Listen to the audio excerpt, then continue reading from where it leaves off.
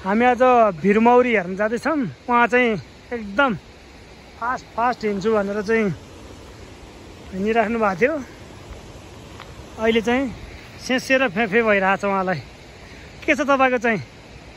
अझै योभन्दा माथि खतरा फाँट हेर्न जानुहुन्छ कि यतिमै सिद्धियो जिन्दगी? मेरो अवस्था एकदम नाजुक भइसक्यो। लज्जामा अब धेरै नकराउनु होला। अब म घुम्छु हिँड्छु चाहिँ नभन्नु है। घुम्न त घुम्छु नि म। अनि किन नसक्यो त आज? बिस्तारै बिस्तारै हिँड्छु नि। अहिले पनि बिस्तारै त हिँडिरह।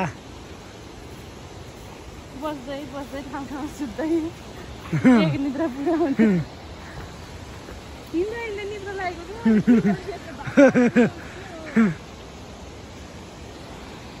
जाम।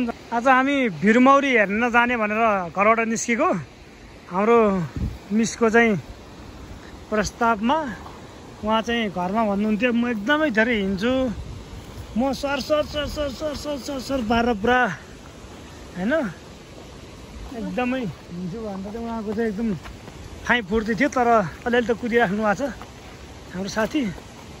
तर वास्तवमा रियालिटी भर्सेस एक्सपेक्टेसन कस्तो भइरह? एक्सपेक्टेसन भर्सेस रियालिटी ल हैन।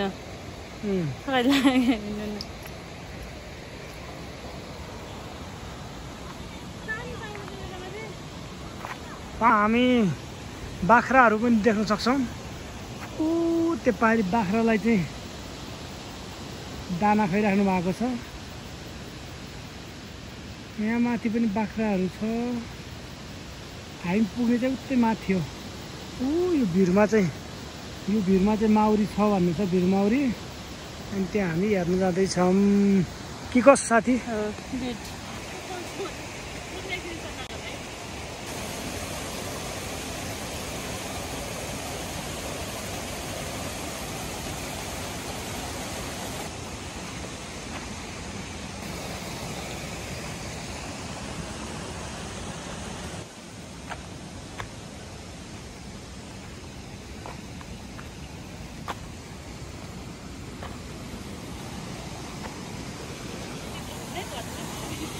हाँ?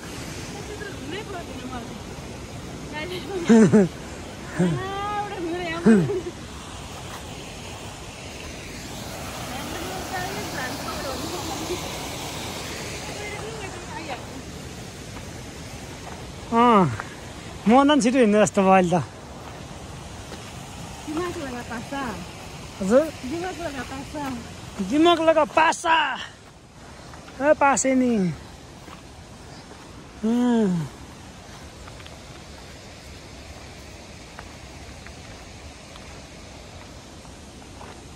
पानी पर्दैछ।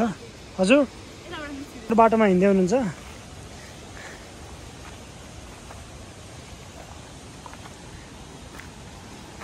कता हिँडेको? हेलो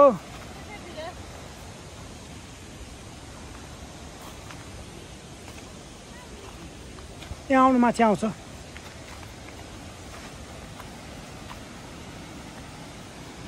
लड लड लड लड लड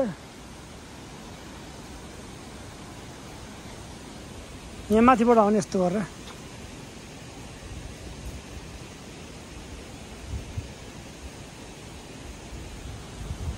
घुँडा खुट्टा सब टेकेर हिँडिराख्नु हाम्रो साथीहरू।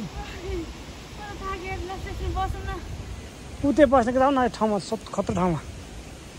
आउ त राम्रो ठाउँमा गएर बस्ने क्या।